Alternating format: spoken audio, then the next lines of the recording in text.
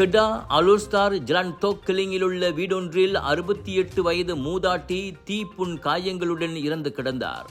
திடீரென வெறித்தனமாக நடந்து கொண்ட சொந்த மகனே தாயை தீ வைத்து கொளுத்தியதாக நம்பப்படுகிறது. நேற்று காலை 7 மணிக்கு 43 வயது சந்தேக நபருக்கும் அவரது தாய்க்கும் இடையில் கடும் வாக்குவாதம் ஏற்பட்டுள்ளது.